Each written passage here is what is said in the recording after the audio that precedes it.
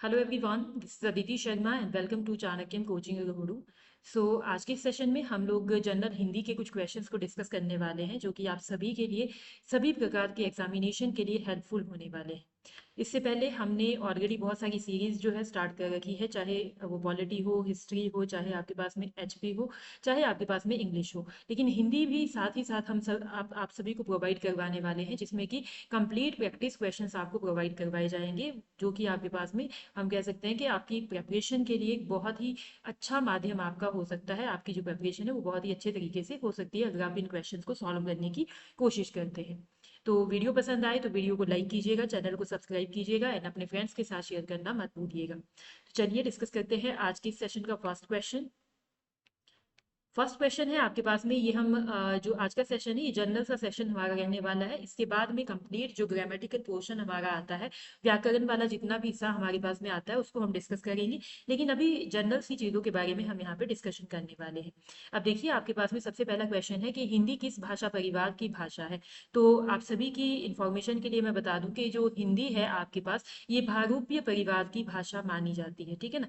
तो आपके पास में हिंदी, जब भी अगर आपके पास क्वेश्चन आता है कौन से भाषा परिवार से संबंधित है, तो आंसर आएगा आपके पास भारूपीय परिवार की भाषा है हिंदी भाषा। ठीक है, चलिए अगला क्वेश्चन हम देखते हैं। आपके पास क्वेश्चन नंबर सेकंड, भारत में सबसे अधिक बोली जाने वाली भाषा कौन सी है। भारत में सबसे ज्यादा मात्रा में, आप सभी को पता है, सबसे ज्यादा संख्या में आपकी हिंदी ही बोली जाती है, ठीक है। तो ऑप्शन नंबर ए आपका यहाँ पे सही हो जाएगा। बिल्कुल डायरेक्ट क्वेश्चन से, आपकी ज्यादा कुछ भी इसमें खास है नहीं आपके पास। अगला क्वेश्चन है आपके पास में, हिंदी भाषा का जन्म हुआ है। हिंदी भाषा का जो जन्म हुआ है वो कौन सी भाषा से हुआ है या फिर कैसे हुआ है। आपके पास में हम कहें कि हिंदी भाषा का जो जन्म है वो आपका अपभ्रंश से हुआ है। अब इसके लिए सबसे पहले हमको एक सीक्वेंस को समझना होता है, जो मैं यहाँ पे आपको बताने वाली हूँ। जब हम इसमें भाषा का विकास को देखते हैं ना, या फिर सीक्वेंस को देखते हैं, तो यहाँ हमारे पास में सबसे पहले हम बात करते हैं संस्कृत की, कि जो संस्कृत है ना उसको हम हिंदी की आदि जननी भी कहते हैं, ठीक है। तो सबसे पहले आती है हमारी संस्कृत भाषा, ठीक है। उसके बाद में आती है हमारे पास, संस्कृत के बाद में आई हमारी पाली भाषा, ठीक है, पाली। एंड उसके बाद में जो आपके पास आगे डेवलपमेंट हुआ, उसके बाद में आती है हमारी प्राकृत, देन आती है हमारी अपभ्रंश, ठीक है। उसके बाद में आती है हमारे पास में हिंदी, ठीक है। उसके बाद में आती है हमारे पास में हिंदी। तो ये आपके पास एक प्रॉपर सीक्वेंस है कि आपका यहाँ डायरेक्टली पूछा गया है कि हिंदी भाषा का जन्म हुआ है तो किससे हुआ है। हिंदी से पहले देखिएगा, हिंदी से पहले आपके पास में क्या है, अपभ्रंश है। तो इसका मतलब आपके पास, आप अपभ्रंश यहाँ पे लिख सकते हैं। ऑप्शन नंबर ए आपका सही हो जाएगा, ठीक है। तो अगर आपके पास में पाली पूछा होता तो पाली से पहले संस्कृत है, तो इट मीन संस्कृत आपके पास में आता। अब देखिए सबसे पहले जो भाषा थी वो थी संस्कृत, और संस्कृत से ही आपके पास में हिंदी का विकास हुआ, हिंदी का जन्म हुआ है आगे। तो इसका मतलब हम कह सकते हैं कि जो संस्कृत है वो हिंदी भाषा की जननी कहलाती है, ठीक है ना। चलिए अगला क्वेश्चन हमारे पास में, क्वेश्चन नंबर फोर, निम्न में से कौन सी बोली अथवा भाषा हिंदी के अंतर्गत नहीं आती है। हिंदी के अंतर्गत आपकी कौन सी भाषा नहीं आती है। तो यहाँ पे आपको मैं बता दूं, जो कन्नौजी भाषा है वो हिंदी के अंतर्गत हमारे पास में आती है, लेकिन जो हमारी बांगरू भाषा है ये हमारे पास में हिंदी के अंतर्गत नहीं आती है। तो ऑप्शन नंबर बी यहाँ पे सही हो जाएगा। अवधी और तेलुगु भी हमारे पास में आती है, ठीक है। तो चलिए अगला क्वेश्चन है हमारे पास। अगला क्वेश्चन है, हिंदी की विशिष्ट बोली ब्रज भाषा किस रूप में सबसे अधिक प्रसिद्ध है। यानी कि ब्रज भाषा जो है ना, किस रूप में हम सबसे ज्यादा यूज करते हैं इसका। अब देखिए राजभाषा ऑब्वियसली नहीं है, क्योंकि राजभाषा तो हमारे पास में हिंदी है, ठीक है। तकनीकी भाषा ऑब्वियसली नहीं है, क्योंकि टेक्निकल लैंग्वेज हम पढ़ते नहीं है इस चीज को। और राष्ट्रभाषा तो ऑब्वियसली ये हमारे पास में है नहीं। तो इसका मतलब हमारे पास जो आंसर होगा वो काव्य भाषा होगा। आपको पता है कि जो बड़े बड़े जो काव्य होते हैं, जो भी काव्य है हमारी, उसमें हम मोस्ट ऑफ द टाइम हमारी ब्रज भाषा का इस्तेमाल किया जाता है काव्यों में, ठीक है। तो इसका मतलब है जो ब्रज भाषा है हमारी, वो आपके पास में काव्य भाषा के रूप में सबसे ज्यादा प्रसिद्ध है। चलिए अगला क्वेश्चन है हमारा, भारतवर्ष में हिंदी को आप किस वर्ग में रखेंगे। ठीक है, भारतवर्ष में हिंदी को किस वर्ग में रखा जाता है, क्वेश्चन नंबर सिक्स है आपका। तो देखिए भारतवर्ष में जो हिंदी है हमारी, बेटा आपने ध्यान रखना है ना कि राष्ट्रभाषा नहीं है हिंदी, ठीक है। राष्ट्रभाषा नहीं है, ये हमारी राजभाषा है, और राजभाषा का मतलब होता है राजकाज की भाषा, यानी कि वो लैंग्वेज जिसमें हमारी जितने भी राजकाज के काम होते हैं, ठीक है ना, वो सारे काम हमारे किए जाते हैं, ठीक है। तो ये आपके पास में आपकी इंफॉर्मेशन के लिए बता दूं कि 14 सितंबर 1949 को इसको राजभाषा के रूप में लाया गया था, ठीक है। आर्टिकल 343 के अंतर्गत लाया गया था, ठीक है ना। और भारत के संविधान के भाग 17 में इसका उल्लेख है, ठीक है। चलिए अगला क्वेश्चन है हमारे पास में, ढूंढारी बोली किस क्षेत्र की है। क्वेश्चन नंबर 7 है कि ढूंढारी बोली हमारे पास में किस क्षेत्र से संबंधित है। तो आपके नॉलेज के लिए बता दें, इसका जो आंसर होगा वो होगा आपके पास में आंसर ऑप्शन नंबर बी यहाँ पे सही होगा, क्योंकि पूर्वी राजस्थान में ये आपकी बोली बोली जाती है, ठीक है ना। ढूंढारी बोली आपकी पूर्वी राजस्थान में बोली जाती है, तो 7 का ऑप्शन नंबर 2 यहाँ पे सही हो जाएगा। चलिए अगला क्वेश्चन है हमारे पास, ब्रजबुली नाम से जानी जाती है। ब्रजबुली नाम से जानी जाती है, कौन सी भाषा है जो आपके पास ब्रजबुली नाम से जानी जाती है। ये है आपके पास पुरानी बांग्ला जो भाषा है, ये आपके पास में ब्रजबुली नाम से जानी जाती है, पुरानी बांग्ला भाषा, ठीक है। चलिए अगला क्वेश्चन है हमारे पास, निम्न में से कौन सी भाषा देवनागरी लिपि में लिखी जाती है। देवनागरी लिपि में आपके पास में कौन सी भाषा लिखी जाती है, इसके बारे में और भी बहुत सारे क्वेश्चंस को हम डिस्कस करेंगे, जहां पे कंप्लीटली देखेंगे कि कौन कौन सी भाषाएं हैं जो आपकी किस किस लिपि में लिखी जाती है। आपको पता होगा कि हिंदी भाषा की जो लिपि है वो भी हमारे पास में देवनागरी लिपि ही है। अब हिंदी के अलावा आपके पास कौन सी और भाषा है इनमें से जो यहाँ पे दी गई है, जो आपके देवनागरी में लिखी गई है, वो आपको बताना है। तो यहाँ पे आपकी इन्फॉर्मेशन के लिए बता दूं कि आपके पास जो मराठी भाषा है, ठीक है, जो आपकी मराठी भाषा है ये भी आपके पास में देवनागरी लिपि में लिखी जाती है, तो ऑप्शन नंबर सी यहाँ पे करेक्ट हो जाएगा। चलिए अगला क्वेश्चन है हमारे पास, एक मनई के दुई बेटवे रहीन, यह अवतरण के हिंदी की किस बोली में है। मतलब कि एक मनई के दुई बेटवे रहीन कि किस बोली में ये आपके पास में लिखा गया है, ये यहाँ पे पूछा गया है आपके पास, ठीक है। तो अगर हम इसको देखते हैं तो ये आपके पास में अवधी भाषा का हम कह सकते हैं कि सेंटेंस है, अवधी भाषा में ये अवतरण यहाँ पे दिया गया है, ठीक है। चलिए अगला क्वेश्चन है हमारे पास में, निम्न में कौन सी भाषा संस्कृत की अपभ्रंश है। ठीक है, संस्कृत की अपभ्रंश है कौन सी भाषा आपके पास। अब देखिएगा यहाँ पे मैंने आपके पास में बताया था, जब मैंने आपको क्रम बताया था ना, सीक्वेंस बताया था, तो सीक्वेंस में मैंने आपके पास में बताया था कि आपके जो पाली भाषा है वो पहले संस्कृत है, उसके बाद में पाली है, उसके बाद में आगे आगे चल के जो सीक्वेंस है आप देख लीजिएगा, मैंने आपको बड़े अच्छे से समझा रखा है। तो इट मीन्स यहाँ पे आपके पास में पाली भाषा यहाँ पे सही आंसर हो जाएगा, ठीक है। पाली भाषा संस्कृत के बाद, या फिर हम कह सकते हैं संस्कृत की अपभ्रंश है, ठीक है। चलिए अगला क्वेश्चन है हमारे पास, अधिकतर भारतीय भाषाओं का विकास किस लिपि से हुआ है। कौन सी लिपि से हुआ है अधिकतर भारतीय भाषाओं का विकास। तो यहाँ पे हम ब्राह्मी लिपि को लेते हैं, ब्राह्मी लिपि जो है ना उससे बहुत सारी भाषाएं हैं हमारे पास में जो कि आई आई है, ठीक है ना। तो यहाँ पे ऑप्शन नंबर डी आपका ब्राह्मी लिपि सही हो जाएगा। अगर आप लोग सिर्फ एमसीक्यूज को भी प्रैक्टिस करते हैं ना, तो वो भी आप लोगों के लिए बहुत ज्यादा हेल्पफुल हो जाएगा, क्योंकि आपके पास कई सारे क्वेश्चंस आपके ऐसे ही जनरल क्वेश्चंस पूछे जाते हैं जो डायरेक्टली आपको टू द पॉइंट पता होने चाहिए, ठीक है। चलिए अगला क्वेश्चन है, हिंदी भाषा किस लिपि में लिखी जाती है। तो जस्ट मैंने अभी कुछ ही समय पहले आपको बताया था कि जो देवनागरी लिपि है वो हिंदी भाषा की लिपि है, ठीक है। तो इट मीन्स यहाँ पे ऑप्शन नंबर सी आपका सही हो जाएगा, ठीक है। ऑप्शन नंबर सी यानी कि देवनागरी लिपि आपकी हिंदी भाषा की लिपि है। चलिए अगला क्वेश्चन है हमारे पास में, क्वेश्चन नंबर 14, वर्तमान हिंदी का प्रचलित रूप क्या है। वर्तमान हिंदी का प्रचलित रूप है आपके पास में खड़ी बोली, ठीक है। खड़ी बोली जो है वर्तमान हिंदी का प्रचलित रूप है, ब्रजभाषा नहीं है, अवधि नहीं है, देवनागरी नहीं है, क्योंकि देवनागरी तो आपके पास में लिपि है किसकी, हिंदी भाषा की, देवनागरी तो ऑब्वियसली हो ही नहीं सकता। तो यहाँ पे जो ऑप्शन नंबर सी है खड़ी बोली, वो आपके पास में हिंदी का प्रचलित रूप माना जाता है, ठीक है। चलिए अगला क्वेश्चन है हमारे पास, हिंदी बोलियों के वर्गीकरण के अनुसार छत्तीसगढ़ी बोली किस भाषा किस क्षेत्र की मानी जाती है। ठीक है, अब देखिएगा हिंदी बोलियों के वर्गीकरण के अनुसार छत्तीसगढ़ी बोली किस क्षेत्र की मानी जाती है। ठीक है, आप सभी को पता होगा कि जो छत्तीसगढ़ है वो पूर्वी भारत का हिस्सा है, ठीक है, पूर्वी भारत का एक भाग है। तो यहाँ पे हम कह सकते हैं कि जो ये छत्तीसगढ़ी बोली है हमारे पास में, ये पूर्वी हिंदी है, ठीक है ना, पूर्वी हिंदी का एक रूप, या फिर हम कह सकते हैं कि पूर्वी क्षेत्र की भाषा है, तो इट मीन्स हम इसको पूर्वी हिंदी हिंदी कह सकते हैं, ठीक है। चलिए अगला क्वेश्चन है आपके पास में, निम्न में से कौन सी पश्चिमी हिंदी की बोली नहीं है। ध्यान रखना है कि कहाँ है पूछा गया है और कहाँ पे नहीं है पूछा गया है। तो यहाँ पे पूछा गया है आपका, निम्न में से कौन सी पश्चिमी हिंदी की बोली नहीं है।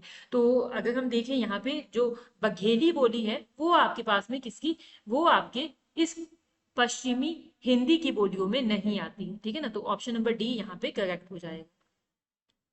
चलिए, अगला क्वेश्चन है आपके पास, भारतीय संविधान में राजभाषा संबंधी प्रावधान किन अनुच्छेदों में किए गए हैं।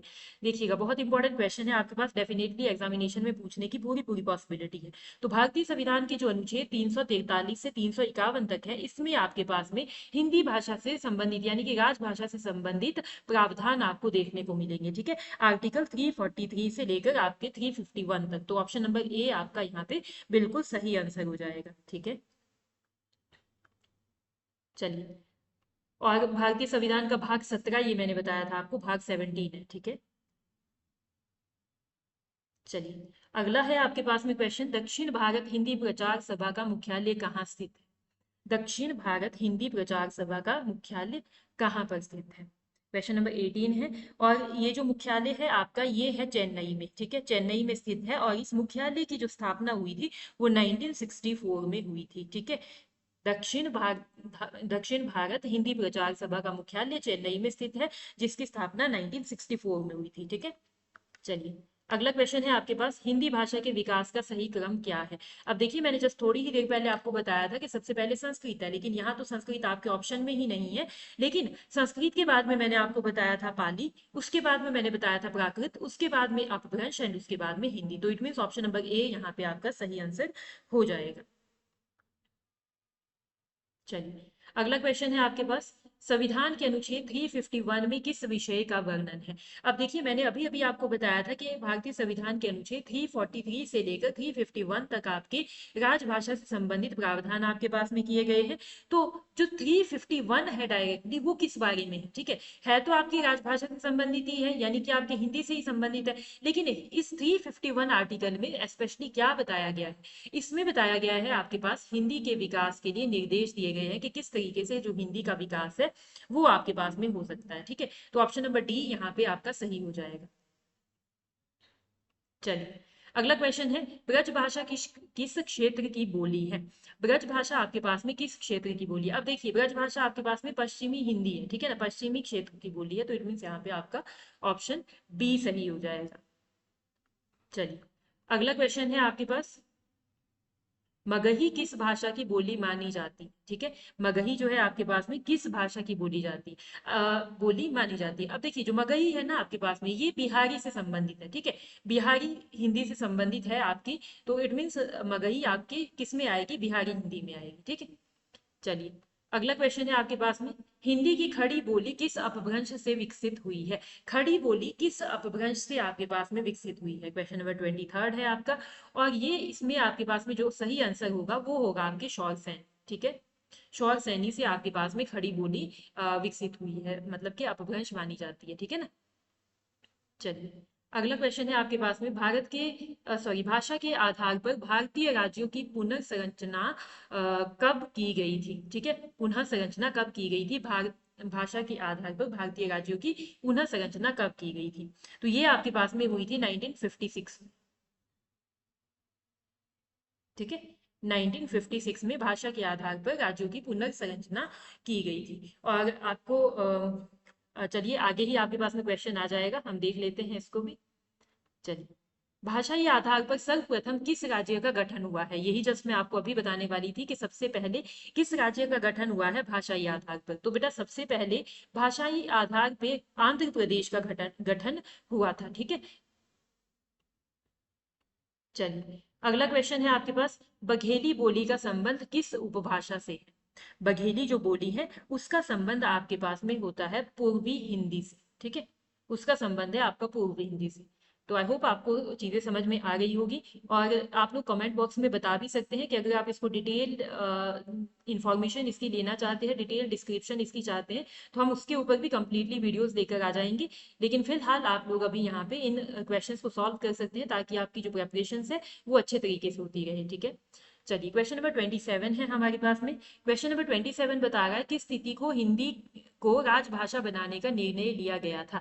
अब देखिएगा, बहुत इंपॉर्टेंट डेट है आपके पास में, और डेट है आपके पास 14 सितंबर 1949। ठीक है, तो 14 सितंबर 1949 को हिंदी भाषा को राजभाषा बनाने का निर्णय लिया गया था, और ये आपके पास में भारतीय संविधान के अनुच्छेद 343 के अंतर्गत आता है। ठीक है, अनुच्छेद आपका ये है, आर्टिकल ये है, और भाग आपके पास में 17 आता है भारतीय संविधान का। ठीक है, तो आई होप आप सभी को ये चीज क्लियर हो गई होगी। 14 सितंबर 1949, आर्टिकल 343 एंड भाग 17। तो इट मीन्स आपके पास में यहाँ पे आंसर आएगा 14 सितंबर 1949। और इसी वजह से 14 सितंबर को हम हिंदी दिवस भी मनाते हैं। ठीक है ना। चलिए, अगला क्वेश्चन है हमारे पास। वर्ष 1955, वर्ष 1955 में गठित प्रथम राजभाषा आयोग के अध्यक्ष कौन थे? क्वेश्चन नंबर 28 है। और ये जो अध्यक्ष थे आपके पास में, ये थे आपके पास बीजी खेर। ठीक है, बीजी खेर इनके इसके अध्यक्ष थे, जिनका नाम था बाल गंगाधर खड़े था ये, आई थिंक। ठीक है, ठीक है, बाल गंगाधर खड़े। ठीक है, चलिए अगला क्वेश्चन देखते हैं। क्वेश्चन नंबर 29, भारतीय संविधान की 8वीं अनुसूची में सम्मिलित भाषाओं की संख्या कितनी है? अब देखिएगा, बहुत इंपॉर्टेंट क्वेश्चन ये भी आपके पास में है, कई बार एग्जामिनेशन में पूछा भी जा चुका है। तो भारतीय संविधान की 8वीं अनुसूची में हमारे पास में अभी कितनी भाषाएं शामिल है? 22 भाषाएं शामिल है। सबसे पहले तो आपको ये बता दूं कि अंग्रेजी जो भाषा है, इंग्लिश लैंग्वेज, इसमें शामिल नहीं है। और इसमें पहले आपके पास में कितनी भाषाएं शामिल थी? पहले थी आपकी 14 भाषाएं। ठीक है, लेकिन बाद में आपके पास कितनी हुई? 22 भाषाएं हुई। और इसमें मैं आपको बता दूं कि सबसे पहले इसमें 14 भाषाओं के बाद में सबसे पहले जोड़ी गई 1963 में कौन सी लैंग्वेज? आपकी सिंधी। ठीक है, सिंधी सबसे पहले जोड़ी गई थी 1963 में। उसके बाद में 1992 में जोड़ी गई थी, 1992 में जोड़ी गई थी तीन भाषाएं, NMK के नाम से जानते हैं, नमक हम बोल सकते हैं, NMK। इसमें सबसे पहला है नेपाली। ठीक है, नेपाली। और ये जो भाषा है, ये है आपके पास में सिक्किम की भाषा। ठीक है, सिक्किम। एंड उसके बाद में आपके पास M से आता है आपका मणिपुरी। ठीक है, ऑब्वियसली मणिपुर की भाषा है। एंड उसके बाद में आता है आपका कोंकणी। ठीक है, कोंकणी। और ये आपके पास में गोवा की लैंग्वेज है। ठीक है, गोवा की लैंग्वेज है। तो ये तीन भाषाएं आपके 1992 में जोड़ी गई थी। एंड उसके बाद में आपके पास में जोड़ी गई थी 2003 में। 2003 में आपके पास में कौन कौन सी भाषाएं जोड़ी गई थी? इसको हम नाम याद रख सकते हैं, DBMS। ठीक है, DBMS। डी से डी फॉर डोगरी। ठीक है, डोगरी। ये है आपके पास में जम्मू एंड कश्मीर से संबंधित। ठीक है, JNK से रिलेटेड। एंड उसके बाद में आपके पास में है B फॉर बोडो। ठीक है, बोडो। और ये है आपके पास में आसाम से संबंधित। ठीक है, एंड उसके बाद में आपकी आती है मैथिली। मैथिली। और ये है आपके पास में छत्तीसगढ़ और बिहार से संबंधित। ठीक है, छत्तीसगढ़ और बिहार। एंड उसके बाद में आपके पास S फॉर सिंथाली। ठीक है, संथाली। ठीक है ना, ये आपके पास में है किससे संबंधित? आपके झारखंड और छत्तीसगढ़ से संबंधित। ठीक है, झारखंड और छत्तीसगढ़ से संबंधित। ठीक है ना, आई एम एक्सट्रीमली सॉरी। तो यहाँ पे आप देख सकते हैं, ये जो भाषाएं हैं आपके पास में, सबसे पहले सिंधी जोड़ी गई थी, उसके बाद में 1992 में NMK नेपाली, मणिपुरी और कोंकणी जोड़ी गई थी। उसके बाद में डोगरी, बोडो एंड मैथिली एंड सिंथाली आपके पास में जोड़ी गई थी। जिसके बाद आपका टोटल जो नंबर ऑफ लैंग्वेजेस है, जो कि आपके भारतीय संविधान की 8वीं अनुसूची में हो गई है, वो है अब 22 भाषाएं। ठीक है, तो आई होप आप सभी को समझ आ गया होगा, क्लियर हो गई होगी चीजें। अगला है आपके पास में, हिंदी की आदि जननी मानी जाती है। मैंने बहुत बार आपको बता दिया है इससे पहले कि जो संस्कृत भाषा है वो हिंदी भाषा की आदि जननी मानी जाती है। तो ऑप्शन नंबर A आपका सही होगा। सीक्वेंस में आप चल सकते हैं कि सबसे पहले संस्कृत है, उसके बाद पाली है, उसके बाद प्राकृत है, उसके बाद अपभ्रंश है, उसके बाद में हिंदी आएगा। ठीक है, चलिए अगला क्वेश्चन है हमारे पास में, क्वेश्चन नंबर 31। और ये क्वेश्चन बता रहा है 11वां विश्व हिंदी सम्मेलन 2018 का आयोजन स्थल क्या था? यानी कि 11वां विश्व हिंदी सम्मेलन 2018 आपके पास कहाँ पे हुआ था? ठीक है, तो यहाँ पे देखिए, ये जो हुआ था, ये हुआ था आपके पास में मॉरिशस। ठीक है, मॉरिशस। और मॉरिशस की जो राजधानी है वो है आपकी पोर्ट लुई। ठीक है, पोर्ट लुई इसकी राजधानी है। ठीक है, मॉरिशस की। यहाँ पे आपने ध्यान क्या रखना है? एक तो यहाँ पे आपने ये याद रखना है कि भाई कहाँ पे हुआ था, मॉरिशस में हुआ था, राजधानी आपको बता दिया है पोर्ट लुई है। एंड आपके पास में ये हुआ कब था? 2018 में हुआ था 11वां विश्व हिंदी सम्मेलन। ठीक है, चलिए अगला क्वेश्चन है आपके पास, निम्न में से कौन सी भाषा भारतीय भाषा परिवार से संबंधित नहीं है? क्वेश्चन नंबर 32 है, और क्वेश्चन नंबर 32 का सही आंसर होगा आपके पास में सी, यानी कि मलयालम जो भाषा है वो आपके पास में भारतीय भाषा परिवार से संबंधित नहीं।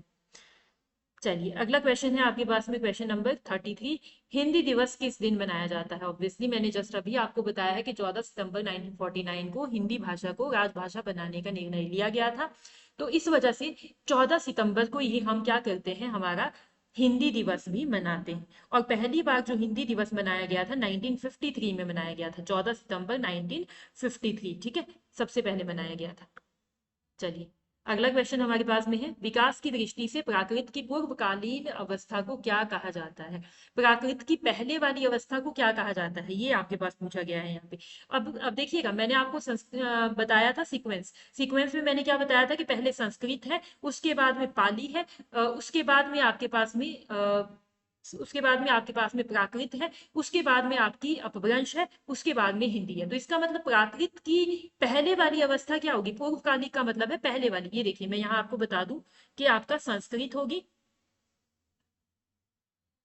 संस्कृत है, उसके बाद में पाली है, उसके बाद में आपकी प्राकृत है। ठीक है, उसके बाद में आपके पास में क्या आएगा? उसके बाद आपका अपभ्रंश है, एंड उसके बाद में आपकी क्या होती है? हिंदी आती है। ठीक है, तो यहाँ पे देखिएगा पूछा क्या गया है कि प्राकृत की पूर्वकालीन अवस्था, यानी कि प्राकृत के पहले वाली अवस्था क्या होगी? पाली अवस्था होगी। तो इट मीन्स आपका पाली यहाँ पे सही आंसर हो जाएगा। चलिए अगला क्वेश्चन है आपके पास में, पश्चिमी हिंदी की दो बोलियों का सही युग्म कौन सा है? पश्चिमी हिंदी की दो बोलियां हैं, कौन सी बोलियां हैं ये पूछा गया है। तो यहाँ पे खड़ी बोली और बुंदेली आपके पास में बिल्कुल सही है, जो कि पश्चिमी हिंदी की बोलियां मानी जाती है। ठीक है ना, तो खड़ी बोली और बुंदेली आपके पास सही आंसर हो जाएगा। चलिए अगला क्वेश्चन है आपके पास, अर्धमागधी अपभ्रंश से कौन सी बोली विकसित हुई है? ठीक है, तो इससे आपके पास में कौन सी बोली विकसित हुई है? आपकी बघेली बोली। ठीक है, बघेली जो बोली है वो आपके पास में अर्धमागधी अपभ्रंश से विकसित हुई है। चलिए अगला क्वेश्चन है, देवनागरी लिपि के विकास का सही क्रम क्या है? देवनागरी लिपि, अभी मैंने आपको थोड़ी देर पहले हिंदी का विकास क्रम बताया था, और अब आपके पास में हिंदी की जो आपकी लिपि है, हिंदी भाषा की जो लिपि है देवनागरी लिपि, उसका सही क्रम हमको अब बताना है कि कौन सा यहाँ पे आपका सही क्रम होगा। तो देखिए सबसे पहले आती है आपके पास में ब्राह्मी लिपि। ठीक है, ब्राह्मी लिपि, उसके बाद आती है आपकी गुप्त लिपि, देन आती है नागरी लिपि, उसके बाद आती है देवनागरी लिपि। तो इट मीन्स यहाँ पे ऑप्शन नंबर सी आपका सही आंसर हो जाएगा। ब्राह्मी लिपि से ही इनका विकास हुआ है आगे चल के, तो इट मीन्स ब्राह्मी लिपि जो है हमारी सबसे पहले आएगी। ठीक है, ब्राह्मी है, गुप्त लिपि है, नागरी लिपि है, एंड देन देवनागरी लिपि है। चलिए अगला क्वेश्चन है, बहराइच, सुल्तानपुर और रायबरेली किस बोली के क्षेत्र है? तो क्वेश्चन नंबर 38 का जो सही आंसर होने वाला है वो होने वाला है आपका अवधी। ठीक है, अवधी, क्योंकि ये उत्तर प्रदेश के क्षेत्र है, तो यहाँ पे आपके पास में अवधी बोली के क्षेत्र ये माने जाते हैं। ठीक है, चलिए अगला क्वेश्चन है क्वेश्चन नंबर 39, इनमें से किस बोली का बिहारी हिंदी से संबंध नहीं है? किस बोली का बिहारी हिंदी से संबंध नहीं है आपके पास में? तो इसका जो सही आंसर आएगा वो आएगा आपके पास में अवधी, क्योंकि मैंने अभी अभी आपको बताया कि ये यूपी से संबंधित है, तो इट मीन्स आपका बिहारी बोली से इसका संबंध आपका नहीं आएगा। ठीक है, चलिए आज की क्लास के लास्ट क्वेश्चन को डिस्कस करते हैं, और लास्ट क्वेश्चन आपके पास में मोस्ट इंपॉर्टेंट क्वेश्चन, 14 सितंबर 1949 को संविधान सभा ने हिंदी को भारत संघ की किस भाषा का दर्जा दिया? ठीक है, किस भाषा का दर्जा दिया? मैंने वैसे तो आपको बता रखा है, फिर भी एक बार देख लेते हैं कि राष्ट्रभाषा बनाया था, लोकसभा संपर्क भाषा या राजभाषा। अब देखिए यहाँ पे ऑब्वियसली आपको पता चल चुका होगा कि राष्ट्रभाषा तो नहीं है, लोकसभा ऑब्वियसली ऑप्शन ऑप्शन ही कुछ नहीं है ये तो, एंड उसके बाद में संपर्क भाषा डेफिनेटली नहीं है, तो इट मीन्स राजभाषा यहाँ पे आपका सही आंसर हो जाएगा। बहुत ही ज्यादा इंपॉर्टेंट क्वेश्चन है ये आपका कि 14 सितंबर 1949 को संविधान सभा ने हिंदी को राजभाषा का दर्जा दिया था। ठीक है, राजभाषा का दर्जा दिया गया था, जिसको कि भारतीय संविधान के अनुच्छेद 343 में रखा गया था, भाग 17 में रखा गया था। ठीक है, तो ये थे आपके आज के सेशन के 40 क्वेश्चंस। बाकी भी क्वेश्चंस को हम ऐसे ही डिस्कस करते रहेंगे। बाकी आप लोग बता सकते हैं, अगर आप इसके कंप्लीट डिस्क्रिप्शंस को जानना चाहते हैं, कंप्लीटली चाहते हैं कि आपको पूरे तरीके से हिंदी की नॉलेज मिले, तो आप लोग हमसे वो भी कह सकते हैं, हम उस पर भी कोशिश करेंगे कि कंप्लीट डिटेल वीडियोस लेकर आए। बाकी वीडियोस पसंद आए, वीडियोस को लाइक कीजिएगा, चैनल को सब्सक्राइब कीजिएगा एंड अपने फ्रेंड्स के साथ शेयर करना मत भूलिएगा। बहुत बहुत धन्यवाद।